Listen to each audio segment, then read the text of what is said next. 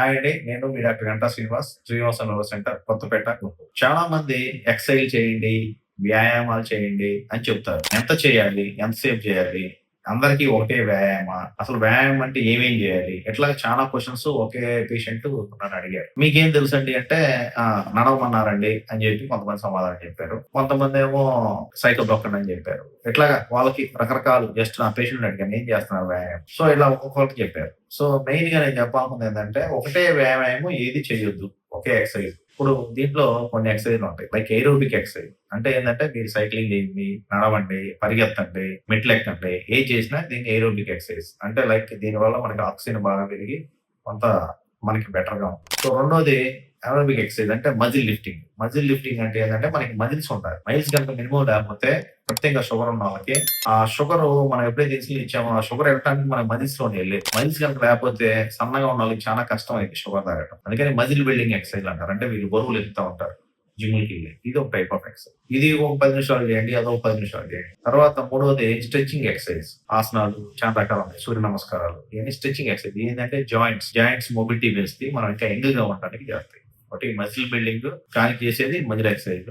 నడవటానికి చేసేది మనకి లైఫ్ స్పాన్ పెరగటం. గుండెకి కొత్తగా అంటే గుండెకి ఇంతకుముందు మనం చేసేటప్పుడు ఏదైనా ఏరోబిక్ ఎక్సర్సైజ్ చేసినప్పుడు మీకు గుండె మీద కొద్దిగా ఒత్తిడి. ఆ ఒత్తిడి వల్ల కొత్త రక్తనాళాలు ఇంకా కొద్దిగా దాని నుంచి బ్రాంచెస్ రావడానికి ఉపయోగపడుతుంది. దానివల్ల మనకి ఒకవేళ ఎక్కువ దూరం వెళ్ళినా ఒకవేళ నిజంగా మనకి హార్ట్ అటాక్ వచ్చినా అంత మేనిఫెస్ట్ కాకుండా వీళ్ళకి వేగం టోన్ పెరగటం వల్ల మనకి చాలా బెటర్‌గా ఉంటది. ఏదైనా ఎండ్యూరెన్స్ అంటారు. ఎండ్యూరెన్స్ అంటే ఏంటంటే ఏదో ఒక నెల, ఒక 10 రోజులు చేయడం కాదు. డైలీ ఒక రొటీన్ పెట్టుకొని జీవితంలో ఒక పార్ట్‌లాగా చేసుకొని మన కోసం, మన బాడీ కోసం, మన ఆరోగ్యం కోసం అని చెప్పి అనుకోని ఏరోబిక్ ఎక్సర్‌సైజ్‌లు అంటే నేను చెప్పిన సైక్లింగ్ గాని, వాకింగ్ గాని, రన్నింగ్ గాని, స్విమ్మింగ్ గాని వాటెవర్ మీకు ఏదనిపిస్తే అది.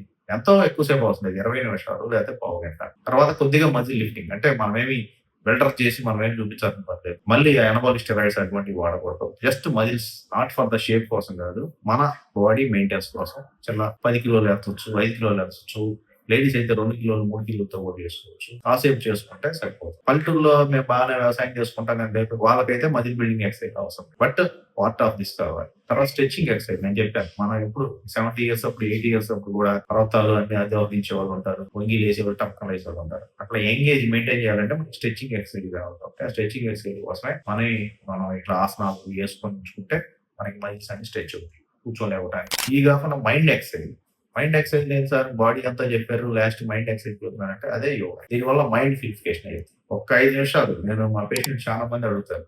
నాకు చాలా చిన్నప్పుడు ఎప్పుడెప్పుడు పాతయి గుర్తొస్తున్నాయండి. నిద్ర పట్టట్లేదు. లేకపోతే ఒక అప్పిచ్చాను. ఆ అప్పిచ్చిన వాళ్ళు ఇవ్వట్లేదు. దానివల్ల నాకు అది గుర్తొస్తుంది. లేకపోతే ఇంకా రకరకాలు. అంటే నేను 2, 3 కారణాలు చెప్తున్నాను. అలా ఏయో ఒకటి గుర్తొచ్చినాయి ఎన్ని వచ్చినా నిద్ర పట్టలేదు. అలా వచ్చేవాళ్ళు చాలా మంది ఉంటారు. వాళ్ళందరికీ యోగా ఒక జస్ట్ యోగా అంటే ఇన్నర్ ఇంజినీరింగ్ అని ఒకళ్ళంటారు. నీ ఇన్నర్ గురించి నువ్వు తెలుసుకోవడం అంటారు.